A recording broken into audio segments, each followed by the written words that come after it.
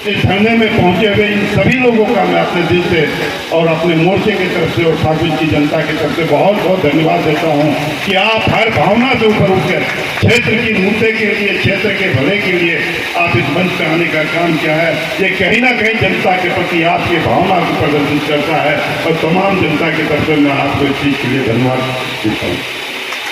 साथियों, ये बिजली की समस्या ये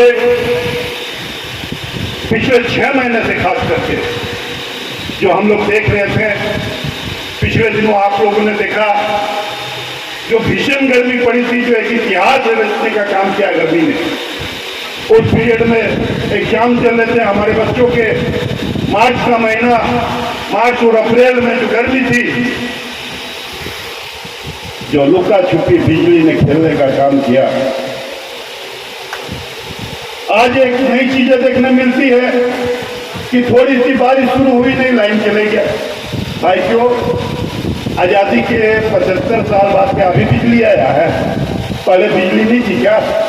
उस जर्जर व्यवस्था में कभी हम लोगों ने नहीं देखा कि यहाँ पे बारिश शुरू होते लाइन कट जाती।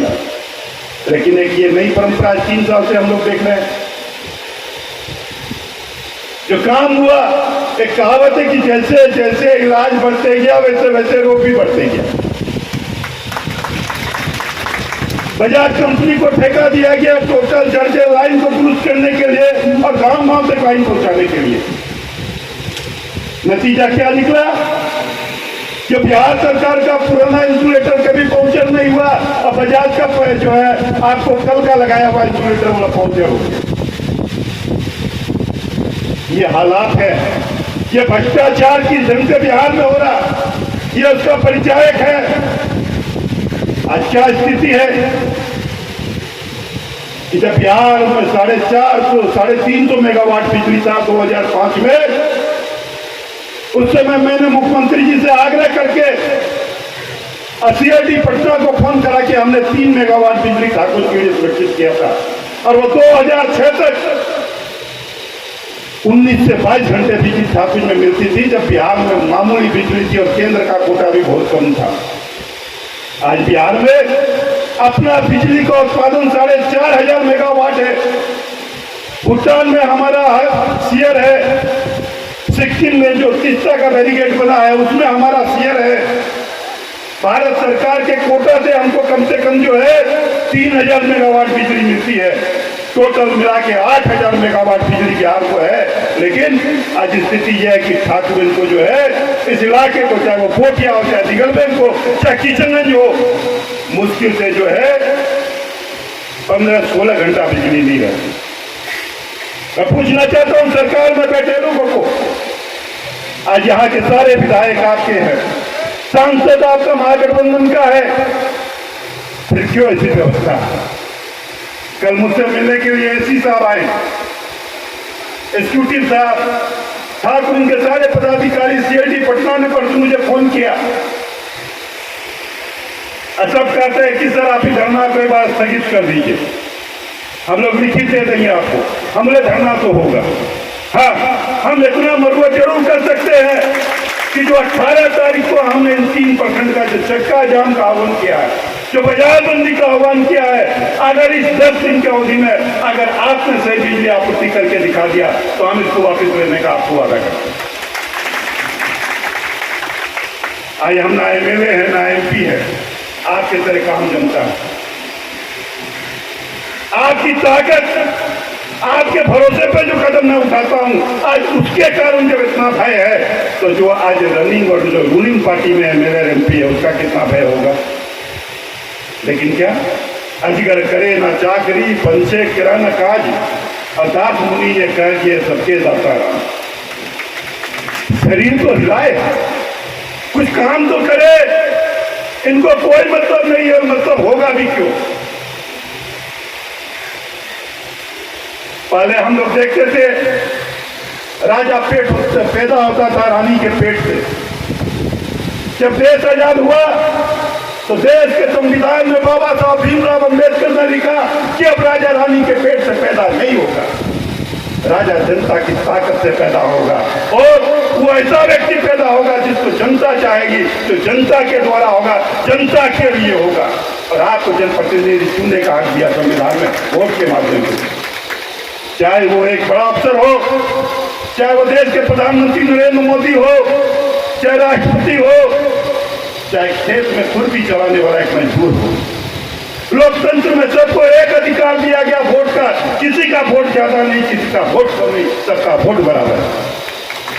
आपका जनप्रतिनिधि कैसा हो, उसकी सोच कैसी हो, उसके विचार कैसा हो, उसका क्रम कैसा हो, उसका जो काम करने का तरीका कैसा हो, यह तय करने का अधिकार लोकतंत्र ने आपको दिया। आपने 2005 से 2010 की अवधि को भी देखा है, आपने 2010 से 2020 की अवधि को भी देखा है, आप 2020 से 2023 तक की अवधि को भी आप देख लें। एक व्यक्ति जो विधानसभा के एक व्यक्ति को नहीं चिंता है, एक आदमी को नहीं चिंता है, 15 दिन पहले टिकट पार्टी का लेके आ जाता है, अब 20 दिन के अंदर एमएलए बन के उड़ जाता है, जिसका ना कोई योगदान, ना कोई कर्म, ना ही कोई आहुति। कभी एक गिलास पानी भी किसी को नहीं पूछा होगा। जो व्यक्ति को नहीं जानता, जो व्यक्ति किसी एक व्यक्ति को नहीं जानता इस विधानसभा क्षेत्र के, जिसने 5 साल कभी किसी का यहाँ कोई भला नहीं किया, कोई काम नहीं किया, वो आदमी एमएलए बन के जाता। क्यों? सिर्फ पार्टी के नाम पे, जात के नाम पे, अनुकंपा के नाम पे। तो हम हैं, मुश्ताक भाई है, कि हम लोग यहाँ जितने लोग बैठे हैं, अरे सबके मन में इच्छा रहता है कि हम मुखिया बने, एमएलए बने, चेयरमैन बने। हर व्यक्ति कहीं ना कहीं चाहता है कि हम जब सार्वजनिक जीवन में है तो हम समाज के प्रति अपना योगदान दें, और उस योगदान के लिए अगर हमको कोई पद मिल जाता है तो उसमें हमको जो है काम करने का ज्यादा से ज्यादा अवसर मिलता है, अपनी क्षमता दिखाने का अवसर मिलता है। तो हम लोग जो 5 साल यहाँ बैठ के सुबह से शाम आप मेरे दरवाजा पे आ जाइए। सुबह 10 बजे मैं बैठता हूँ ऑफिस में, 10 बजे से 12 बजे तक मैं लोगों से मिलता हूँ, 2 घंटा 3 घंटा। कोई दिन ऐसा नहीं है कि 50-60 आदमी नहीं आते, किसी का पैरवी, किसी का फोन, किसी का चिट्ठी। तो हम लोग तो बेवकूफ है, क्या कोई घटना हुई तो पहुंचे तो हम लोग बेवकूफ है, सारे लोग यहाँ बैठे हुए हैं। तो आप क्या ही करेंगे ये सब काम? हम लोग को भी पटना बैठ जाना चाहिए, पार्टी के टिकटे पे वोट मिलेगा तो वही लेके आएंगे। अभी कुछ दिन पहले हमारे पास लोग आते हैं, खास करके अल्पसंख्यक समाज के लोग, जो लोग चुनाव में भाग जाते हैं ज्यादा, बोला हमारा तो फोन नहीं उठाते, ट्रांसफार्मर जल गया 20 दिन से सिकंदर भैया, विधायक की फोन नहीं उठाएंगे। घर पे जाता है लोग सारा बाड़ी तो कोई नहीं, 4 घंटा खड़ा रहता है तो अंदर से कोई औरत के बच्चा निकलती है तो पूछता है कि भाई विधायक क्या, तो हमारा निकालू। कोई एक चिट्ठी, एक कागज लेने वाला नहीं, कोई एक ऑफिस नहीं, कोई एक व्यक्ति मिलने और उसके दर्द को सुनने वाला नहीं। तो हमारे योगदान की क्या कीमत है? हम लोग बेकार है ना, 5 साल खटते हैं, अपना फोन फान करते हैं, तो लोग आते हैं कहते हैं कि भाई अब आप ही आखिरी रास्ता है। तो हम एक ही बात कहते हैं, भाई खेत खाए गधा और मार खाए झोला। क्या खेत खाए गधा और मार खाए झोला? खेरी समाज से हम हैं, उनको हम नकार भी नहीं सकते। और सार्वजनिक जीवन में है तो काम तो करना ही पड़ेगा, लेकिन शिकायत करने का भी हक हमको है। अरे पिछले चुनाव में हमको उम्मीद थी ठाकुर के चौधरी की कम से कम 7-8 पंचायत की मालूम थी, भाई झाड़ के बोल, लेकिन क्या अब हो गया? ये अनुमंडल जो आप देख रहे हैं, जो ऑफिस जहाँ पे आके धरना चल रहा है, यहाँ बैठे हुए ज्यादातर लोगों को मालूम है। अहमद साहब हमारे संघर्ष में थे, हमारे साथ जो है मुखिया जी वीरेंद्र जी संघर्ष में थे, मुन्ना संघर्ष में था, कई लोग थे, दीना जी थे, डॉक्टर साहब थे, सारे लोग थे। अगर एक टर्म में रह जाता तो आज ये ठाकुर अनुमंडल होता, अनुमंडल ही नहीं होता, बहुत कुछ होता है। ये जो ऑफिस आप देख रहे हैं, ऐसा प्रखंड और अंचल ऑफिस कहीं है। ये जो क्वार्टर आप देख रहे हैं, सीओ डीएसपी का क्वार्टर है, जिसमें आप सीओ वीडियो रह रहे हैं, जिसमें कर्मचारी रह रहे हैं, वो सीओ वीडियो का क्वार्टर है। अनुमंडल के हिसाब से हमने इसको बनवाया था। पूरे बिहार में ऐसा कहीं कहीं प्रखंड कार्यालय से कार्यालय नहीं। हम चाहते कि एक ही चौहद्दे में आंगनबाड़ी हो, एक ही चौहद्दे में सारे विभाग हो, ताकि किसी को कहीं भटकना नहीं पड़े। लेकिन क्या हुआ, ये भवन बन के रह गया, कुछ नहीं है। IIT कॉलेज है, पॉलिटेक्निक कॉलेज है, सात में आप 2005 से पहले का चिंतन कीजिए कि एक सड़क नहीं थी गांव देहात में। अब बाजार की सड़कों की तो जो हालत ही थी, लेकिन 5 साल में एक पंचायत को सड़क के माध्यम से ठाकुर से जोड़ा गया। महानंदा का पुल का बात करें हमारे करवानी भैया ने, आप हमारे फेसबुक लाइव पे जाइए, हम मंत्री जी से मिले, मुख्यमंत्री जी को लिख के दिया, आज उसका DPR तैयार हो गया, वो टेंडर प्रक्रिया में चले गया। गलगलिया में अभी हमारे यहाँ जो 4 लाइन सड़कें बन रही है, 6 लाइन का काम चालू होने वाला है, ब्रॉडगेज लाइन चालू हो गई, इलेक्ट्रिक इंजन चालू हो गया, मेची का पुल चालू हो गया। मेची में एयरपोर्ट नहीं बन रहा था, 15 लाख से तक जोड़ा था, मेहनत हम लोग किए, लड़ाई हम लोग लड़े, अब फायदा क्यों लेगा बंगाल। एक तो पानी टंकी वाला जो पुल बना, वो आज से 50 साल पहले मेची पुल पे था, सारा माल मेची पुल पे गिरा, रातों रात वो माल उठ के चले गया पानी टंकी, और पानी टंकी में पुल बन गया। पानी टंकी कहां से कहां चले गए। एक समय था कि डेली गलगलिया से 4 रेक लकड़ी और चावल लोड होती थी, जो हिंदुस्तान के कोना कोना जाता था। और आज उस गलगलिया स्टेशन का क्या स्थिति। मेची पुल पे हम लोगों ने धरना दिया, तब जाके आज वो रोड थोड़ीकरण के बन के पूरा हुआ। हम लोगों ने कहा, भारत सरकार को चिट्ठी लिखी, हम भारत सरकार के रेल मंत्री से मिले, शाहनवाज जी के तरफ जाके हमने मुख्यमंत्री जी को चिट्ठी लिखा, मुख्यमंत्री जी को चिट्ठी देते हुए हमारा फेसबुक लाइव पे भी है, फेसबुक पेज पे भी, आप लोग देखिए उसको। हमने कहा कि सर इस तरह से इंडस्ट्री बैठ रही है, अनमोल है, रिगाल है, 400 करोड़ की फैक्ट्री, अनमोल आज 600 करोड़ की फैक्ट्री बैठ रही है। आपको एथनॉल फैक्ट्री का काम चालू हो गया, 350 करोड़ रुपया का। ब्रिटेनिया जमीन ले रही है, फेदर लाइट बिल्डिंग कौन से, आपको 40 करोड़ रुपए की इंडस्ट्री। अभी बगल में आपको एक और बैठ रही है, जो गन्ना के जो हर्ष होता है, जो चीनी मिल में गन्ना निकलने के बाद, गन्ना से जो रस निकालने के बाद जो बचता है, उसका प्लेट फ्लाई बनेगा, फ्लाई बन के फिर फ्लाई का पेपर प्लेट ग्लास वगैरह बनेगा। 60 करोड़ रुपया की फैक्ट्री बैठ रही है आपको कुंडलीकोट थाना के बगल में। गन्नू का सबसे बड़ा हिंदुस्तान का प्लांट बैठ रहा कुंडलीकोट में। राइस मिल बैठी, 3 आपको जो है पत्ती मिल है, क्या पत्ती मिल, और भी कई इंडस्ट्री आ रहे थे। क्या मैं उनको लगता है कि ये भविष्य है यहाँ पे। हम लोगों को भी गर्व है कि आने वाले समय में अगर ये सारी इंडस्ट्री आ जाती है तो कम से कम 10,000 हमारे युवाओं को रोजगार मिलेगा। लेकिन जो लोग हैं आज वो कह रहे हैं कि हम लोग आके पछता रहे हैं यहाँ की बिजली व्यवस्था के कारण। बिजली आता है जाता है, आता है जाता है, एक मोटर 4-4 लाख रुपया, 5-5 लाख रुपया का मोटर, बिजली के फ्रस्ट्रेशन के कारण तुरंत जल के साफ हो गए। कहां से आएगी इंडस्ट्री? इन सारी इंडस्ट्री को देखते हुए हमने मुख्यमंत्री जी को चिट्ठी दिया कि आप रेलवे मंत्रालय को लिखिए कि गलगलिया को ड्राई पोर्ट बनाया जाए और एक पॉइंट बनाया जाए। मुख्यमंत्री जी ने हमारे सामने सिद्धार्थ साहब को कहा कि लिखिए भारत सरकार को अच्छी चिट्ठी। मुख्यमंत्री जी ने जो भेजी मेरे पास भी अच्छी चिट्ठी, मुझे भी इसकी कॉपी मिली। DRM JDRM आए, अधिकारी ने जाकर सिल्लीगुड़ी के पूंजीपतियों से मीटिंग करके अधिकारी में फाइनल कर दिया। हम तुरंत गए, DM साहब को कहे कि हम चक्का जाम कर देंगे, हम ट्रैक पे 10,000 लोगों को लेकर बैठ जाएंगे। मैं धन्यवाद दूंगा आदरणीय श्रीकांत शास्त्री जी को, उन्होंने तुरंत इस पर इनिशिएट किया। DRM से बात की, शाहनवाज जी को कहा। मैं धन्यवाद दूंगा अजय सोनी चौबे जी को, माननीय मंत्री भारत सरकार, जिन्होंने मेरे सामने JDRM को फोन करके काफी बड़ा बुरा कहा, मालीगांव फोन करके।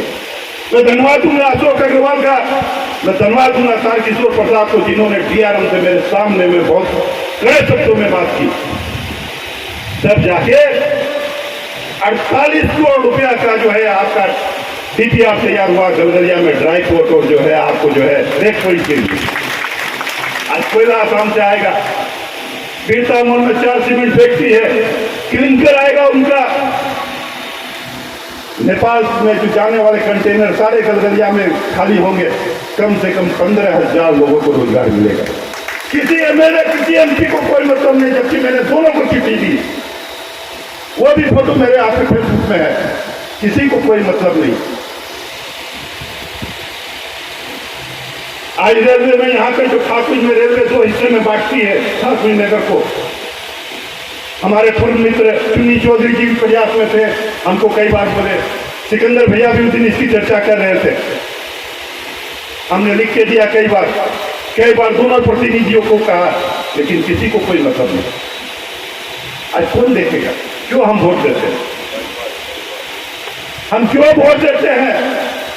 बाईपास का मामला राजेश भैया ने कहा कि पटेसरी से सीधे हम जो है आपको कनकपुर होते हुए हम जो है वहां पे धर्मकाटा के पास रोड बनने का सारा सर्वे हो गया, सब कुछ हो गया, लेकिन कोई जाके बोले तब ना मुख्यमंत्री को। मुख्यमंत्री के पास जाएंगे तो क्या बोलेंगे? हमको ये नहीं मिला, हमको वो नहीं मिला। जनता को क्या मिला नहीं मिला उससे मतलब नहीं है, हमको ये नहीं मिला, हमको ये नहीं मिला, तो कहां से काम होगा? अनुकंपा पे चल रहा, मुस्ताक भाई ने ठीक कहा, तो अनुकंपा पे चलाना है तो हम लोग भी घर बैठ जाते हैं, छोड़ देते हैं, ये एरिया अनुकंपा पे चलते रहते। इसीलिए अब समय आ गया है, या तो जनता जगे या अपनी स्थिति पे जो परिस्थितियां हैं उसके लिए अपने आप जिम्मेदार होने के लिए तैयार हो। खड़खड़ी में स्कूल का मामला, माननीय मुख्यमंत्री जी आए थे कृषि कॉलेज के उद्घाटन में, उस समय मैं बिहार प्रदेश का महासचिव था, मंच में मैं भी उपस्थित था। मुख्यमंत्री जी ने आदेश किया कि जब हम एग्रीकल्चर कॉलेज का उद्घाटन करने आएंगे तो हम खड़खड़ी में भी फूल का उद्घाटन करेंगे। आपको मालूम है, जब मुख्यमंत्री किसी मंच से किसी बात को कह देता है तो वो विधानसभा के आश्वासन से भी बड़ा आश्वासन होता है। बिहार विधानसभा के फ्लोर में जो आश्वासन दिया गया उससे भी बड़ा आश्वासन होता है, लेकिन मुख्यमंत्री जी पूरे बिहार में कहां का क्या क्या बोले वो तो उनको याद नहीं रहता है। ये किसकी जिम्मेवारी थी याद दिलाने के? मैं पूछता हूं, हमारे नुसार भाई हमारे मित्र हैं, मैं पूछता हूं आज सुर भाई से, आप हमारे मित्र हैं, क्यों नहीं आप लोग मुख्यमंत्री को याद दिला रहे हैं? आप कहते हैं कि सर हम आपके पार्टी से आपके विधायक हैं, हम जाते हैं तो जनता हमारा कुर्ता फाड़ने को तैयार है, आप आश्वासन दे के आए थे, या तो आप पुल बनाइए या हमारा ली जाएंगे तो लीजिए। काम ऐसे आएगा? दूल्हे के मुझसे लाट टपकेगा तो बरियाती क्या करेगा? हम लोग तो बरियाती ना है दूसरा, जब दूल्हे के मुंह से लाट टपकेगा तो बरियाती क्या करेगा? बोलिए। मानंदा बेसिन का मामला, मैं आज धन्यवाद देता हूं हमारे मरहूम चाचा तस्लीमुद्दीन साहब को, जिन्होंने देवीगुड़ा के सरकार में लड़के महानंदा प्रोजेक्ट को, महानंदा बेसिन की स्वीकृति दिलाई थी, और 6,000 करोड़ रुपया का प्रोजेक्ट था, जिसमें महानंदा में जो है बांध बनाकर हर 2 किलोमीटर पे एक हाट बाजार बनना था, उसमें हर 2 किलोमीटर पे, और दोनों तरफ बांध पे रोड बनना था। बाद में 2006 में हमने विधानसभा में लड़के उसमें मेची और डक को भी शामिल करवाया। अभी कुछ दिन पहले हम क्या देखे, महानंदा बेसिन रतुआ बेसिन हो गया, अब उसका जो सेकेंड फेज का पैसा आया था उसको रतुआ में चले गया। भाई हमारे काबिल मित्र तो मंत्री थे बिहार सरकार में, बल्कि सिर्फ ये देखना है कहाँ ठेकेदार है, कौन काम कर रहा है। अरे ठेकेदार का नंबर खुद के लाओ। क्या एमएलए का काम यही रह गया है क्या? सिर्फ सड़क बनती है 6 महीना नहीं चलती है। आज भी गोपाल अग्रवाल का काम आज भी 12 साल पे बोलता है, 15 साल पे बोलता है। गांधी मैदान का दीवार बना, डेली वहां बच्चा लोग जब पे फंक्शन होता है सैकड़ों बच्चा दीवार में खड़ा के पूछता है, अगर वो दीवार दूसरे की होती तो कब की गिर गई होती। आज भी बाजार में जो ढलाई की हुई हमारी सड़कें 15 साल 14 साल पहले वो दिख रही है, लेकिन इन एमएलए और एमपी के फंड से जो रोड ढलाई हुआ है वो 6 महीना के बाद उसका गिट्टी दिखता है। क्या कीजिएगा? लोकतंत्र में पैसा चाहिए, वोट उसका कोई मोल नहीं लगा। वो लोकतंत्र में आपका हक है, इस देश के बराबर नागरिक होने का आपका सर्टिफिकेट है, आपका राइट है, आपका पहचान है, आपका ईमान है। और जो वोट देता है वो अपनी बात को बेचने का काम करता है, अपने जो है ईमान को बेचने का काम करता है, अपने जमीन को बेचने का काम करता है।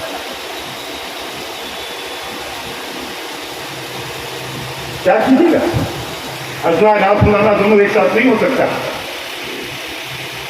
कुछ लोग कहते हैं, कुछ दिन पहले मैं गया हुआ था हारूदा से आगे जो चौक है, कौन चौक बोलता उसको, बारामनी चौक, वहां पे 200-400 लोग टूट गया हमको देख के। ये तब की बात है जब मुसाफ आई है मेरे से। तो लोग हमें पास आके नहीं तीन नीचे से एकदम हमारा बर्बाद हो गए, हमारा गलती करे दिनों हमारे जो होएगा तो होएगा, इस बात को सोचना चाहिए एकदम। और उसमें एक तो आदमी मुसाद भाई के बारे में अशब्द निकाल दिया। हम फायर हो गए उस व्यक्ति पे। हमने कहा सुनो जे, वोट कौन चीज के लिए दिया था, काम के लिए कि जात के लिए? जब जात के लिए वोट दिया था तो जात मिलना गया, काम का बात करने का हक है तुमको। आज जो भी लोग मुझसे भाई या सऊद भाई को कहता कि काम नहीं किया, मैं बाखुदा नाम से कहता हूं उस व्यक्ति को कोई अधिकार नहीं है ये कहने के लिए कि हमारा काम नहीं हुआ, क्योंकि उसने काम के लिए वोट नहीं दिया, उसने पार्टी और जात के लिए वोट नहीं।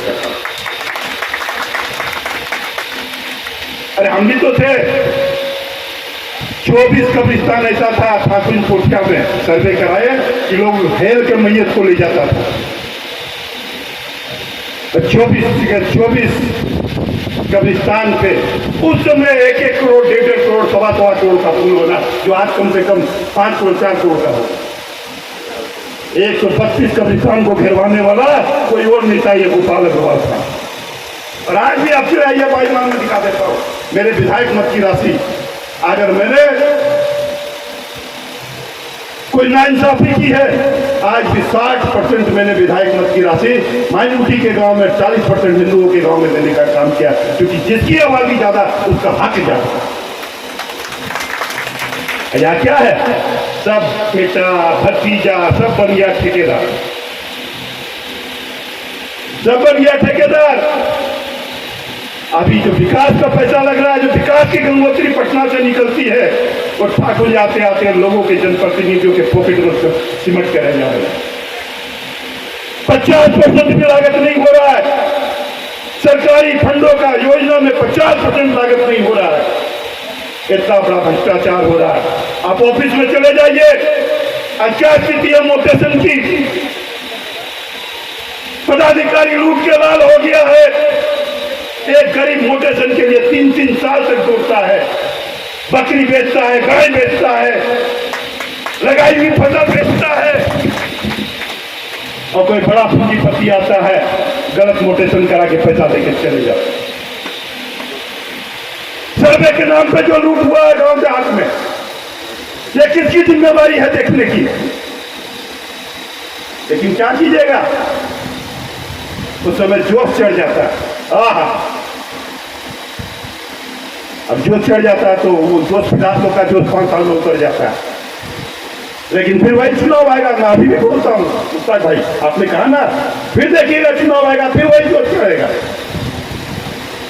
और फिर चुनाव के दूसरे दिन से क्या बोलेगा, अल्लाह बस बर्बाद कर देने में ठीक हो नहीं। जैसे लगता है उसे सब हेक्टोनाइज हो गया, सबको सम्मोहित कर लिया गया।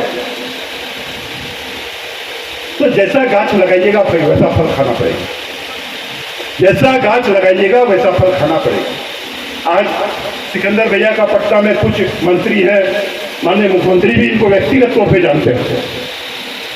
हमारे चुनी भाई जी है, तारकिशोर जी वगैरह जो भी है, इनके व्यक्तिगत और रिश्तेदारी में भी आते थे। हम लोग हैं, यकीनन मानिए जो भी काम ठाकुर में हुआ है वो हम लोगों के द्वारा हुआ है, हम लोग के व्यक्तिगत संपर्क के कारण हुआ, किसी जनप्रतिनिधि के कारण नहीं हुआ। साहब खेत खाए गधा, मार खाए जो ना। हाँ, इसीलिए बिजली विभाग के लोगों कान खोल के सुन लो कि सूर्यापुर फिर जग गया है। सुरजापुर ने किया है हुंकार, अब की लड़ाई आर पार। अंचल के पदाधिकारियों के अनुभव के सुन लो, अगर मोटेश्वर में अब लूट अगर बंद नहीं हुआ, लोगों को परेशान किया गया, तो बंद करो ये भ्रष्टाचार, नहीं तो देंगे तुम लोगों का गटा। रेसी ऑफिस के पदाधिकारी सुन लो जी, ढंग की दलाली हो रही है रेसी ऑफिस में, जी ढंग का लूट मचा हुआ है। सुधर जाओ, नहीं तो तुम्हारा भी देंगे गर्दा घास। साथियों, लोकतंत्र में एक आदमी को बहुत दिन तक बेवकूफ बना सकता है। ये लोहिया जी कहते थे, लोहिया जी कहते थे कि लोकतंत्र में एक आदमी को बहुत दिन तक बेवकूफ बना सकता है, लेकिन एक आदमी आवाम को बहुत दिन तक बेवकूफ नहीं बना सकता। इसलिए दूसरों को सुधारने से पहले हमको पहले खुद को सुधारना पड़ेगा, खुद को सुधारना पड़ेगा। हमने सिर्फ व्हाट्सएप पे मैसेज किया, फेसबुक लाइव पे कर दिया लोगों को, हमने एक भी कार्यकर्ता को फोन नहीं किया। हम देखना चाहते थे, और चूंकि खेती का भी समय है और हर व्यक्ति को व्हाट्सएप चलाना नहीं आता, लेकिन हमको उम्मीद थी कि ठाकुर बाजार से अच्छे लोग जुटने चाहिए। चलिए, अब किसको लाइन चाहिए किसको लाइन नहीं चाहिए ये तो लोगों को जनता तय करे, लेकिन जब माथा आ गया तो पूरा नगरे आ गया, जब माथा आ गया तो नगरे आ गया। कान को टानिएगा तो अकेले कान आएगा कि पूरा शरीर आएगा कान के साथ? पूरा शरीर ना आएगा। तो हम बोले तुम लोग आओ, हम काले को टान के ले आए। देखिए दोनों कान है, दाया कान भी है बाया कान भी है और छोटा कान भी है। तो हम बहुत धन्यवाद करते हैं आप लोगों का, और आज आप लोगों ने जी ढंग से हमारा हौसला बुलंद किया है। पार्टी संगठन हर भावना से ऊपर उठ के जनता के हित के लिए, अगर यही सिलसिला चालू रहा तो ठाकुर जाने वाले समय में एक इतिहास रखने का काम करेगा। और आज हम नारा देते हैं कि ठाकुर इनकी समस्याओं को लेके, जन समस्या को लेके हम किसी पार्टी और किसी राजनीतिक संगठन के मोहताज नहीं है। हम अपने आप में सक्षम है, और आगे भी दरकार पड़ेगी तो हर मोर्चे पर, हर लड़ाई में हम इसी ढंग से एक साथ इकट्ठा खड़ा हो जाए। साथियों, पावर ग्रिड का काम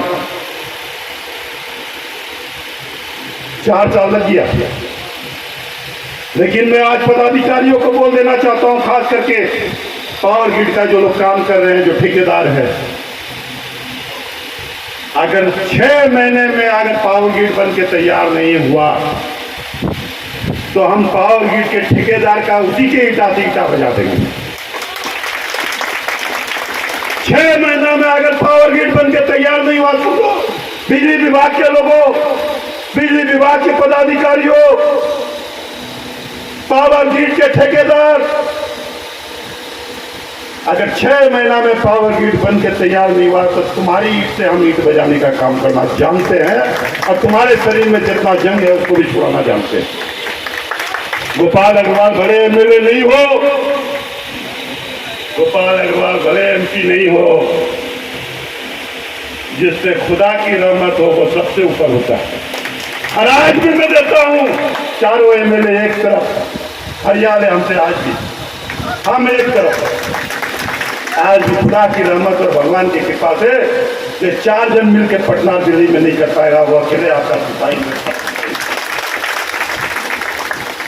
इन लोगों को सेक्रेटरी, बड़े बड़े विभाग के पदाधिकारियों के चैम्बर में घुसने के लिए इजाजत लेना पड़ता होगा, लेकिन बिहार भी सरकार में ऐसे ऐसे सेक्रेटरी हैं, बड़े बड़े रेंज पे बैठे हुए, बड़े बड़े कुर्सी पे बैठे हुए, जिनके चैम्बर में बैठ जाने के लिए गोपाल अग्रवाल को परमिशन लेने की आवश्यकता नहीं पड़ती।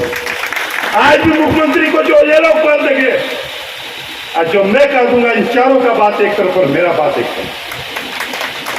आज भी प्रभारी मंत्री क्यों फीडबैक सारा हमसे लेते हैं जिला का, क्यों नहीं अपने विधायकों से लेते? हम तो कई बार उनको मजाक में बोलते हैं कि सर काहे ना आप हमसे ये सब बात पूछते हैं। आपका 4 वो एमएलए जो विजेंद्र बाबू की बात कर रहा हूं मैं, ऊर्जा मंत्री की, या छोड़िए ना, उसको ठेकेदारी से फुर्सत मिलेगा तब ना। तो ये सारे हालात हैं। इसीलिए मैं पुनः आह्वान करता हूं आप सारे लोगों का कि आइए हम लोग मिलके हर बंधन से ऊपर उठकर, जब तक अपने हक की लड़ाई नहीं लड़ेंगे तब तक आप कोई सुनने वाला नहीं है। इन्हीं सब के साथ पुनः आप लोगों को बहुत बहुत धन्यवाद देते हुए मैं डॉक्टर जमाल साहब को कहूंगा कि आके आप धन्यवाद ज्ञापन कीजिए और 10 दिन के अंदर अगर बिजली व्यवस्था, हालांकि कल एसी साहब, एग्जीक्यूटिव साहब, एसडीओ सारे पदाधिकारी आए थे हमारे घर पे, सबने आश्वासन दिया है कि जो चीज बदलना है हम लोग 10 दिन के अंदर बदल के सबको फिट फाट कर देंगे और 10 दिन के बाद आपको कोई शिकायत नहीं मिलेगी। मैं धन्यवाद देना चाहता हूँ। आज इसी मन से लीगल बैंक का भी इस वक्त कम से कम 300 हमारे कार्यकर्ता बैठे हुए प्रखंड में।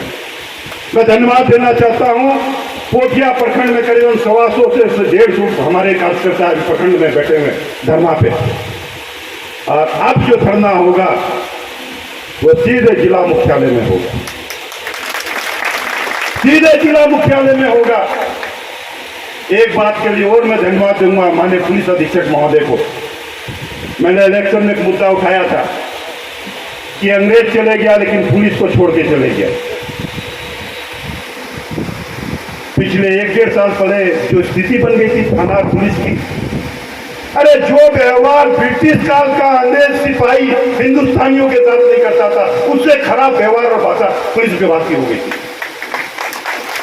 लेकिन मैं पुलिस अधीक्षक महोदय को जैसे ज्वाइन किए, पहले बार जब उनसे मिलने गया तो मैंने कहा, बहुत अच्छे इंसान है वो, मैंने कहा कि आपकी ऐसी भाषा अगर है पुलिस वाले की हो जाए, व्यवहार हो जाए, तो शायद लोगों को पुलिस से घृणा नहीं होगी। और उन्होंने पूरी बात मुझसे जानकारी ली और आज जब भी वो मीटिंग करते हैं तो कहते हैं कि खबरदार अगर किसी को देखा किसी के साथ गलत व्यवहार करते हुए, गलत भाषा का इस्तेमाल करते तो उस पर तुरंत कार्रवाई करूंगा। और ये परिवर्तन अब हम देख रहे हैं। मैं इसके लिए धन्यवाद दूंगा पुलिस अधीक्षक महोदय। इन्हीं सबके साथ पुनः आप लोगों का बहुत बहुत आभार व्यक्त करते हुए जय हिंद, जय भारत, जय